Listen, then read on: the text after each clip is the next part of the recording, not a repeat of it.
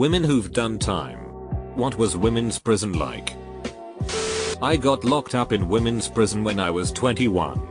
When you first get there they ask if you're addicted to anything. If you said benzos or alcohol, they dosed you up with 4 milligrams of Klonopin a day. Anyone who's been there before knows this. So for the first 2 weeks when I was in the drug treatment area, for other things, I didn't know about the Klonopin. Things were very chill. There was a few verbal fights, but kind of a camaraderie between the women, like, we're all just addicts trying to get through this together. We had groups and AA. It was a daily thing for all, which was most except me, the women with children, to break down crying about missing them and how they'd literally anything for their kids now that they're sober. You were in a trailer with 2 floors. There was rooms with 4 bunks in them and a community bathroom with individual showers. Lots of hooking up in the bathroom stalls and showers. Something really weird. Every few days they passed out electric shavers. There was one for each bunk and there would be a line of girls using these old shavers to dry shave their legs and pubes in the bathroom. Some of them would flip them and use the non-cutting side as a vibrator dildo on others. Ducking gross. I never even considered shaving. There was a microwave you could sometimes use and access to hot water to make noodles and coffee. They gave out stamps, paper and pens to write home if you asked, and gave you pads. 1 roll of toilet paper. Ghetto shampoo, soap and toothbrush paste. During rec time you could walk around the compound. But there were also classes like yoga, AA, Zumba, gym, library, etc. After 2 weeks there I got moved to the maximum security part. Here you were in a high-tech building with 1 bunk in each room and locked in for most of the day. Or else you could go in the community room and watch TV a few hours a day. No more access to hot water. Women who didn't pay a fine were locked up with baby killers. They were the most shunned. 1 baby killer got attacked because she asked for my oatmeal I wasn't eating. No more classes of any kind. You had to be there for over 5 years to be put in the trailers by where the drug program was. They even had dogs and could go to the library and pick out books instead of just picking from books left behind. I saw a girl almost die getting her face smashed into a metal door frame. Lots of fights. It really was awful. This is getting long so I'm gonna stop, but if anyone has questions I'm happy to answer. Not me, but an ex's older sister got 3 DUIs and the last one meant she did a few weeks in jail. She was hot but in a trashy way. One of the first things she said she learned was how to make a prison dildo out of a toilet paper roll, saran wrap, napkins and a rubber band. She said she didn't use one, but she said it was more sexual there than she expected. She's a fine member of society now, but just had a bit of a reckless stage. Still makes me chuckle thinking about that prison dildo though. Edit, a word. Mom was a corrections officer for a long time. So she worked in a jail, not prison.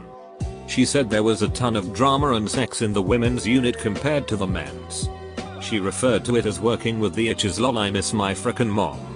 As someone who spent time in jail, yes, the same jail my mom worked at, I can tell you drama in the men's unit is usually at a 0 or a 10.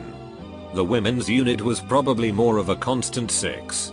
The itches just walked around like they were in a high school dorm, haha. My mom went to prison when I was a junior in high school. She was innocent. The other people had more money and our lawyer was completed. Long story short, she was in there for about a 1/2 years. There's a lot of girls who either are or one and they tend to be lesbian. They're literally horny all the time. I remember being 18 and visiting my mom, and a few of the younger inmates had looked over at me a couple times and had given that blowjob look with their tongue against their cheek. Another thing is cleanliness. A lot of things get missed. Inmates pretty much do most the work around the prison, and my mom knew some people in the kitchen and they had been cleaning one day and figured they would open up the meat grinder because it hadn't been cleaned for a while. As they opened it they found about 1 million maggots inside it. Basically it hadn't been cleaned a lot longer than people thought. And the whole prison had been eating maggot meat. My sis is in juvie and she's the only girl there. They are in separate areas, but she basically in solitary confinement. Says it sucks. A high school ex-girlfriend of mine went to laddie jail for prescription drugs. She said that all the inmates would bark at her when she walked by because she was the puppy of the pound. She got an improvised tattoo from a wood staple in a mechanical pencil. And apparently they have a lot of freedom there. We exchanged letters. I've been to jail twice. No prison though. Most people told me I didn't look like I belonged in jail. Gave me the WTF did you do to land here. One of the male guards flirted with me about my tattoos. Mainly I just keep to myself until I got out though. I was the only blonde girl there when I went. I'm not a woman. And I haven't done time. But my mum did. It was before I was born. And though I never knew why she got locked up because she would never tell me. I think it was something to do with prostitution or breaking and entering. Though she was still naturally beautiful. Prison had done a lot of damage to her physically. She'd had her nose broken in multiple places. So it was really crooked and busted in. She would tell me how some of the bigger women in prison would try to sexually assault her, rape, I guess. But how? In her own words, and I love this about her, that she would take the beatings of her life before she would let them do that to her. She was only a small woman. Not much over 5 feet 2 and was pretty skinny. But she had the heart of a giant. So I'm sure she would have made it hell for anyone trying to take advantage of her like that. She passed away from a drink driving accident when I was 16. She was an alcoholic. And though she'd defeated a lot in her life, alcohol was something she couldn't. So, woman's prison sounded like a rough place coming from her. I really miss her. And I wish I could have asked her more about it and the rest of her life before she had me.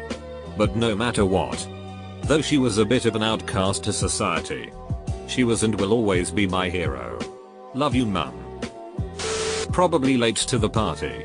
But the best way I can describe it is like a boarding school full of every type of female you can imagine. I spent about 2 months at a facility with around 400 women, whose charges ranged from small petty crimes to rape and murder. Everyone had their own cliches that they kept to, but there was a lot of stupid drama.